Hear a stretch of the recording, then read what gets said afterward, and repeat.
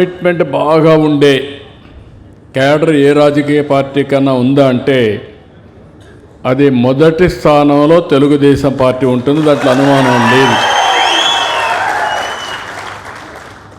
కొన్ని సందర్భాల్లో నాయకులు తప్పులు చేశారు తప్ప కార్యకర్త ఎప్పుడు తప్పు చేయలేదు, చెయ్యడు కూడా. ఇంత మునుపంతా కూడా ఒకసారి నేను కూడా ఎలక్షన్లు అవ్వడం, ఏదో చేసేయాలి, రాష్ట్రానికి అన్యాయం జరిగిపోయిందని పరిగెత్తు మిమ్మల్ని సరిగా పలకరించకపోవడం, దాంతో మీరు కూడా మా నాయకుడు పట్టించుకోలేదు కాబట్టి బయట పోలేరు కానీ అలక మాత్రం పోతారు అనేక సందర్భాల్లో. ఇంకా మీరు అలిగే పరిస్థితి రాకూడదు. ఈ రాష్ట్రాన్ని ఈరోజు మనందరం గుర్తుపెట్టుకోవాల్సింది, 2004లో మనం ఓడిపోకపోతే హైదరాబాద్ తెలుగు జాతి ఎక్కడుండదో ఒకసారి ఊహించుకోండి మీరు.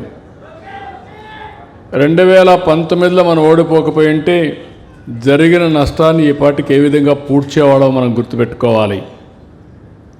మనం అంతా కష్టపడడం, నిర్మాణం చేయడం, మళ్ళీ ఇదంతా కూడా అన్నీ చేసిన తర్వాత ఇంకొకరు రావడం, మళ్ళీ పతనావస్థ తీసుకెళ్ళడం, మళ్ళీ మన పని అంతా కూడా మళ్ళీ కరెక్ట్ చేయడానికే సరిపోతూ ఉంది.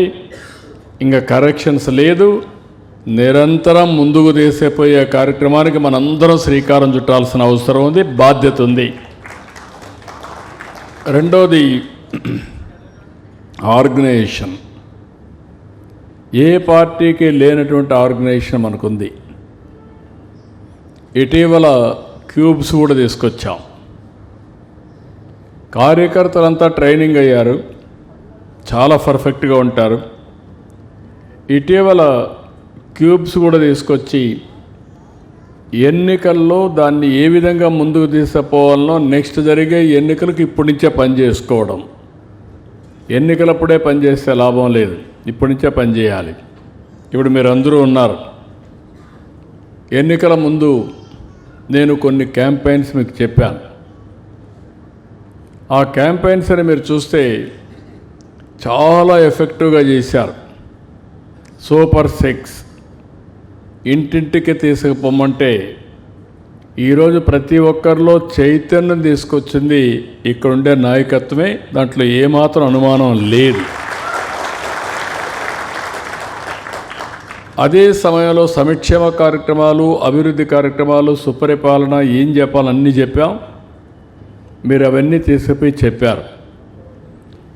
ఇప్పుడు ఇక్కడికి వచ్చినప్పుడు మళ్ళీ పొలిటికల్ గవర్నెన్స్ అని నేను మాట్లాడుతున్నాను.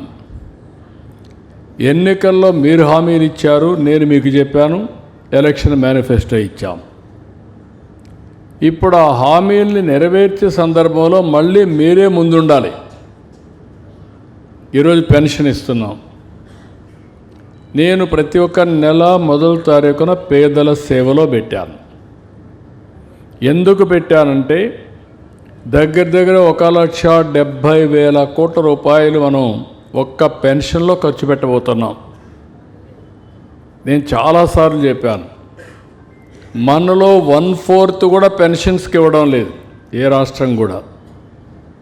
అలాంటిది మనం పదే చెప్పి ప్రజల్ని మెప్పించకపోతే మనం చేసిన పనికి విలువ తెలియదు.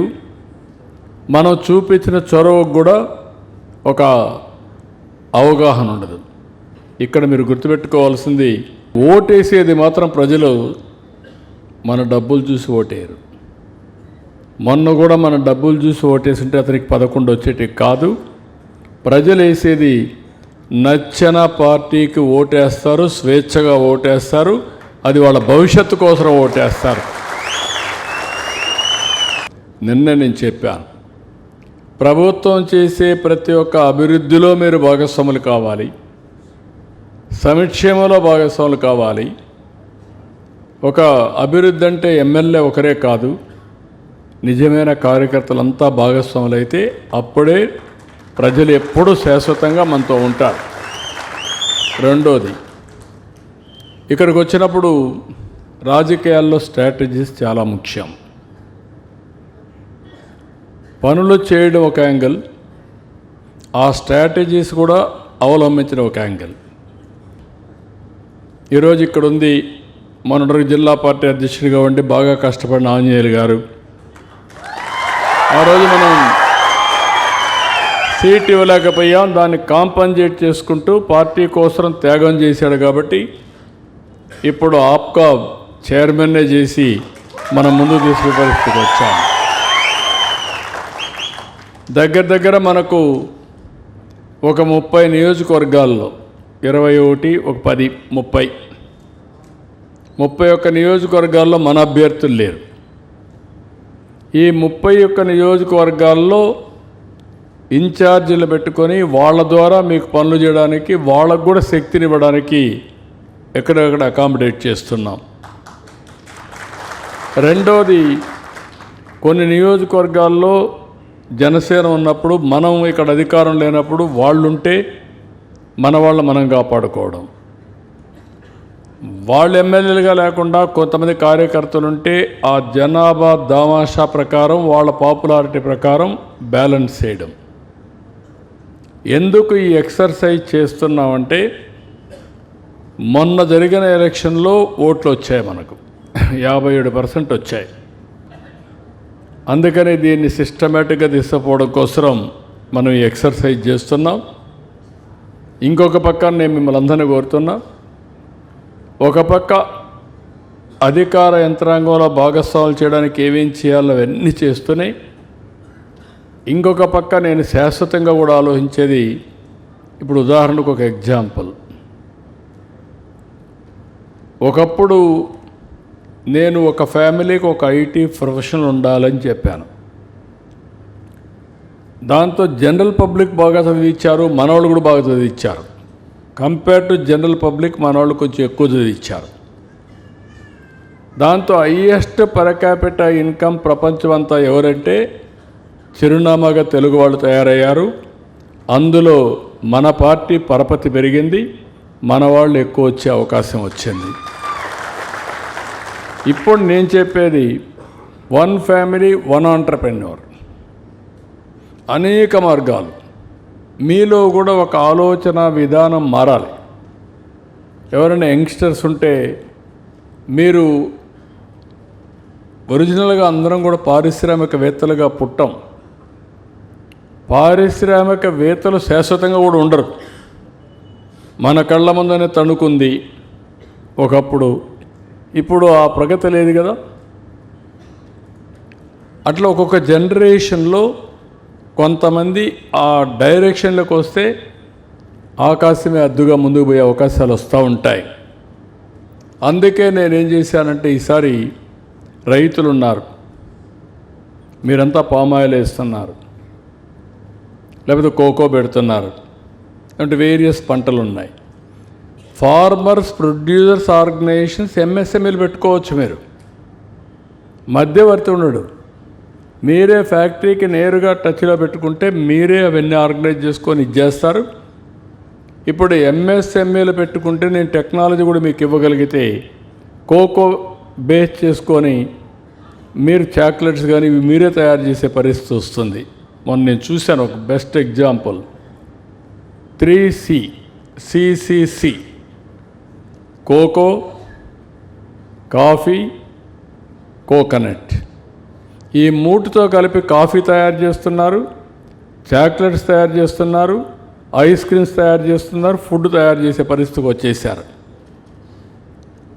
అంటే ఇలాంటి అవకాశాలు బోలెడన్ని ఉంటాయి. నేను అందుకనే ఈసారి ప్రతి ఒక్క ఫ్యామిలీకి 1 ఆంట్రప్రెన్యూర్, 1 ఫ్యామిలీ 1 ఆంట్రప్రెన్యూర్ పెట్టినప్పుడు డెఫినెట్గా 2047కి మీరు గుర్తుపెట్టుకోవాలి, ఈరోజు 3 లక్షల రూపాయలు తలసరి ఆదాయం జిల్లాల వారీగా మారుతూ ఉంటుంది. ఇది 2047కి 55 లక్షలు అవుతుంది. దగ్గర 18 × 3 54, 18 టైమ్స్ పెరుగుతుంది. ఓసారి CAGR 3 లక్షలు 6 లక్షలు అవుతుంది, 6 12 అవుతుంది, 12 24 అవుతుంది, 24 48 అవుతుంది. ఒకసారి ఒక స్టెప్గా ముందుకు పోగలిగితే ఒక్కోసారి ఇండస్ట్రీస్ కూడా అంతే. అలాంటివన్నీ వచ్చేప్పుడు ఇప్పుడు ఉదాహరణ నేను కూడా ఒక ఇండస్ట్రీ పెట్టాను, మీకు అందరికీ ఐడియా ఉంటుంది. 92లో పెట్టాను, హెరిటేజ్. ఈరోజు ఒక 5,000 కోట్ల టర్నోవర్కి వచ్చేసింది. 5 కోట్లతో స్టార్ట్ చేసాం. ఇప్పుడు ఫ్యామిలీ మెంబర్స్కి ఒక యాక్టివిటీ, ఎకనామిక్ యాక్టివిటీ, ఎవరిపైన ఆధారపడాల్సిన అవసరం లేదు. దట్ ఈజ్ వేర్ నేను చాలా ప్రయత్నాలు చేశా, మళ్ళీ ఇప్పుడు ప్రయత్నం చేస్తున్నా. మీలో ఇంట్రెస్ట్ ఉండే వాళ్ళందరినీ నర్చర్ చేయడానికి నేను ఒక వింగ్ పెట్టా, తెలుగుదేశం ఎకనామిక్ ఎంపవర్మెంట్ వింగ్ పెట్టి మిమ్మల్ని ప్రోత్సహించే బాధ్యత, పైకి తీసుకొచ్చే బాధ్యత నాదని మరొకసారి మీ అందరికీ హామీ ఇస్తున్నా. ఒక పక్క ఈ ఆర్గనైజేషన్ తీసుకున్నాం. 5 లక్షల రూపాయలు ఎవరైనా చనిపోతే ఇన్సూరెన్స్ ఇచ్చే ఏకైక పార్టీ ఇప్పటికి ఈ సంవత్సరంలో 34-35 కోట్లు ఇచ్చాం. అంత మునుపు 100 కోట్ల దాకా ఇచ్చాం. ఇది కంటిన్యూగా ఇస్తున్నాం. ఇంకొక పక్క హెల్త్ కోసం న్యూట్రిఫుల్ యాప్ కూడా తీసుకొచ్చాం. ఎవరైనా మన కార్యకర్త బాగాలేకపోతే ఆర్థిక సహాయం కూడా ఉదారంగా చాలా వరకు అందరిని ఆదుకునే కార్యక్రమానికి కూడా నేను శ్రీకారం చుట్టాను. అవసరమైతే ఇంకా పెంచుతా బడ్జెట్. నేను ఇవ్వగలిగేది మన కార్యకర్తలకు సీఎం రిలీఫ్ ద్వారా ఇచ్చి మీ ఆరోగ్యాన్ని కాపాడడం, మన పిల్లల్ని చదివించడం, దానికి కూడా ముందుకు పోతున్నాం. ఇంకొక పక్కన ఈ మధ్య చూస్తే మీరు జాబ్ మేళాస్ 3 నెలలకు ఒకసారి కాన్స్టిట్యున్సీ వారిగా పెట్టి పెద్ద ఎత్తున ఎంప్లాయ్మెంట్ కూడా జనరేట్ చేస్తున్నాం.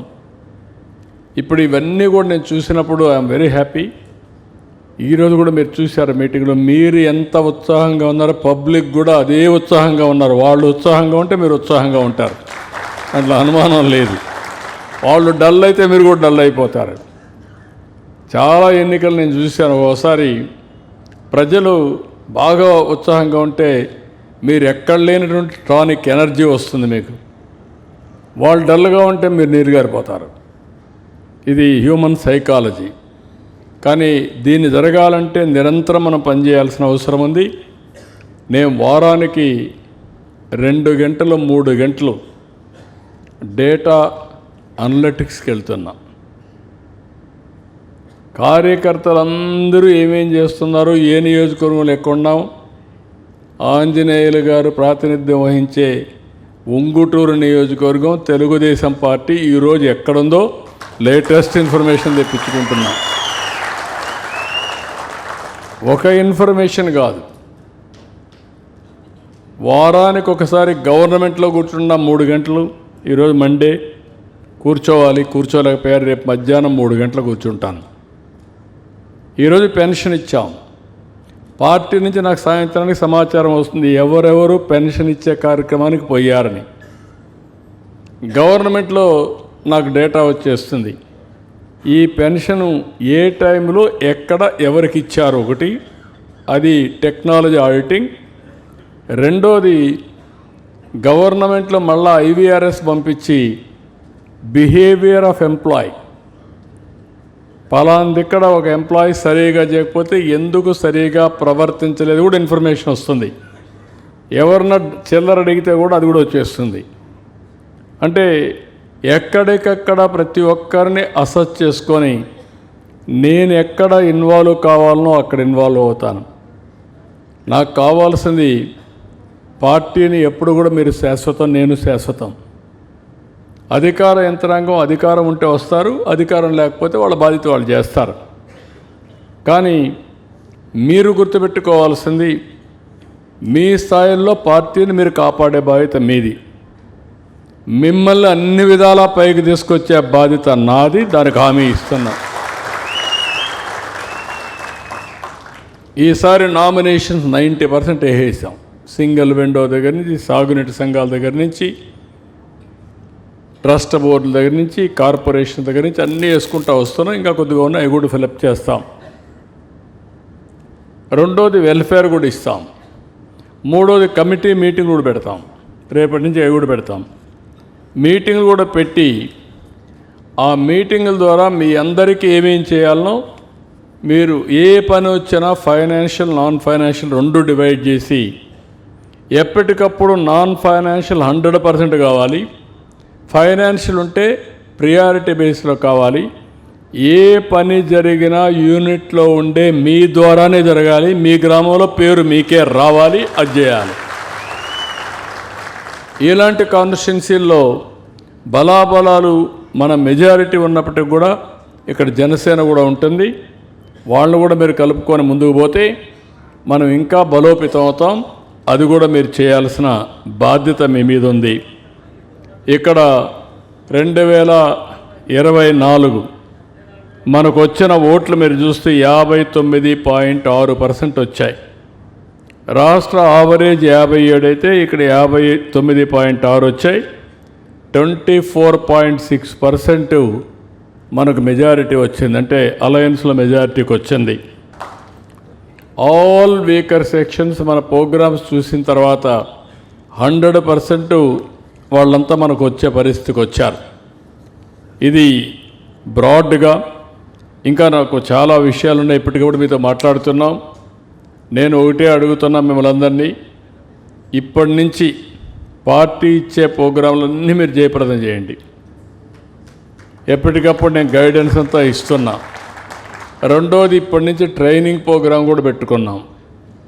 అప్ టు యూనిట్ వరకు కేంద్ర కార్యాలయంలో 2 days వర్క్షాపులు పెడతాం. టెక్నాలజీ, సబ్జెక్ట్, కెపాసిటీ, స్కిల్స్ ఇవన్నీ నేర్పిస్తాం. అదే సమయంలో బూత్ నుంచి పంచాయతీ వరకు జోనల్గా పెట్టి అక్కడ కూడా శిక్షణ కార్యక్రమాలు పెడతాం. అందరినీ సమర్థవంతమైన నాయకులుగా తయారు చేసి మీ సమర్థతో రాబోయే రోజుల్లో ఎక్కడ కూడా మనకు మైనస్ అనే మాట రాకుండా చేయడానికి ప్రయత్నం చేస్తున్నాం. కొత్తగా ఓ ప్రోగ్రాం తీసుకున్నాం. 4850 బూతుల్లో మనకు మైనస్ వచ్చింది హిస్టారికల్గా చాలా ఎలక్షన్లో. దానికి ఈరోజు ఒక 850 మంది లీడర్స్ని పంపించి స్ట్రక్చరల్ డిఫెక్ట్స్ ఉంటే కరెక్ట్ చేయమని, మనకి ఇన్ఫ్రాస్ట్రక్చర్ లేకపోతే బిల్డప్ చేయమని, అక్కడ నాయకత్వం లేకపోతే ఎట్లా చేయాలని చెప్పడం.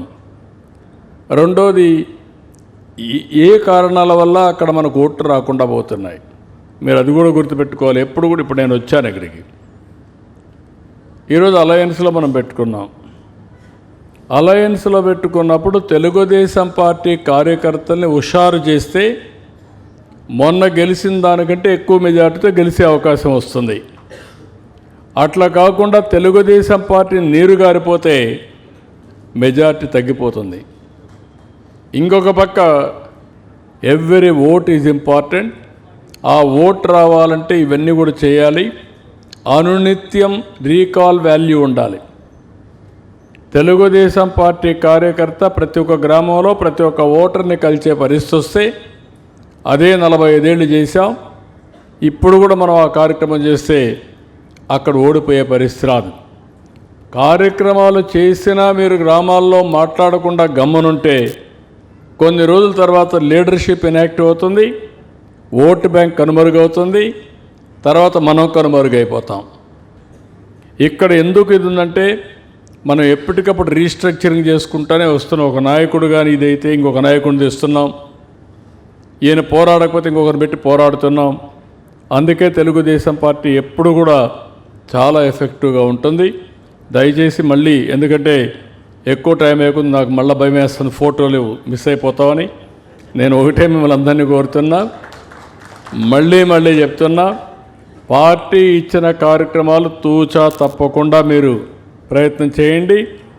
మిమ్మల్ని ఏ విధంగా ఆదుకోవాలో ఆదుకునే బాధ్యత నాది. నాయకత్వం ఎప్పటికప్పుడు మీకు క్లారిటీ ఇస్తాం, అది ఫాలో కండి.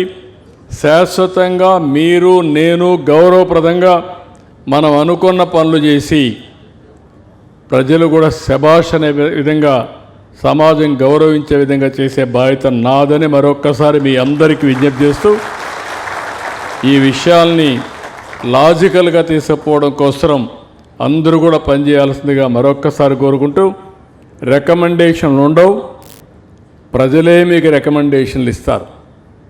వాళ్ళు మిమ్మల్ని సహకరించినంత వరకు నేను మీకు దండేస్తా. వాళ్ళు కానీ మీకు సహకరించలేదంటే మాత్రం నేను నమస్కారం పెడతా. నా దగ్గరికి తిరిగితే లాభం లేదు. నా దగ్గర తిరిగితే కూడా నేను ఏమి చేయలేను. నేను ఏ పని చూసినా ఓకే, ఆంజనేయులు బాగున్నాడు, ఇక్కడిక్కడ ఇంకా కొంచెం ఇంప్రూవ్ చేసుకోవచ్చు, ఆంజనేయులు బాగలేడు, ఆంజనేయులు గారు బాగాలేదు, స్టిల్ మారలేదు, గట్టిగా చెప్తాం. స్టిల్ మారలేదు, మార్చేస్తాం. ఆ విషయం మీరు గుర్తుపెట్టుకోవాలా. వేరే మార్గం ఉండదు. పని చేయని వ్యక్తి నువ్వు కూడా కావచ్చు. ఎవరైనా సరే పని చేయని వ్యక్తి, ప్రజల మన్నల్లో పొందని వ్యక్తి, నిన్న కూడా మీరు చూస్తే మీరు పేర్లు రాసి నాకు ఇచ్చారు. నేను ఐవీఆర్ఎస్ అడిగా పార్టీ పదవులకు కూడా. కొంతమంది ఆమోదించలేదు, వాళ్ళని పక్కన పెట్టాం. కొన్ని అయితే 10 సోర్సెస్ ద్వారా ఇన్ఫర్మేషన్ తెప్పించి అవన్నీ ఫిల్టర్ చేసి తర్వాత వాస్తవాన్ని క్రోడీకరించి న్యాయం చేసే బాధ్యత తీసుకుంటున్నాం. కాబట్టి ఇవి ఒక పద్ధతి. నేను ఒకటే, మీరు ఇప్పటికే చాలామంది చూస్తున్నారు, చాలా ముందు మారి నాకు కూడా ప్రెషర్ లేదు, నన్ను అర్థం చేసుకున్నారు. ఎన్నికల్లో కూడా మీకు ఒక మాట చెప్పాను, మీకు అందరి జ్ఞాపకం, నన్ను అడగద్దండి, నేను న్యాయం చేస్తా. నాకుండే దీంట్లో సరైన అభ్యర్థిని ఎంపిక చేయడం నా బాధ్యత. అదే సమయంలో అలయన్స్ కూడా జనసేన బీజేపీ పెట్టుకున్నప్పుడు వాళ్ళకు కూడా సీట్లు ఇవ్వాలి. ఎన్ని ఇవ్వాలనో ఎన్ని ఇచ్చేటప్పుడు అన్ని దృష్టిలో పెట్టుకొని చేస్తానన్నాను. ఎవరికైనా రాకపోతే అది నాకు వదిలిపెట్టండి, మీరు అనాథలు కాదు, పార్టీ ఉంది, మిమ్మల్ని అన్ని విధాలు ఆదుకుంటామని ఆదుకున్న పార్టీ తెలుగుదేశం పార్టీ అని చెప్పి నేను మీకు తెలియజేస్తూ, భవిష్యత్తులో కూడా ఈ బలం నిరంతరం ఉండాలి, ముందుకు తీసుకుపోవాలి.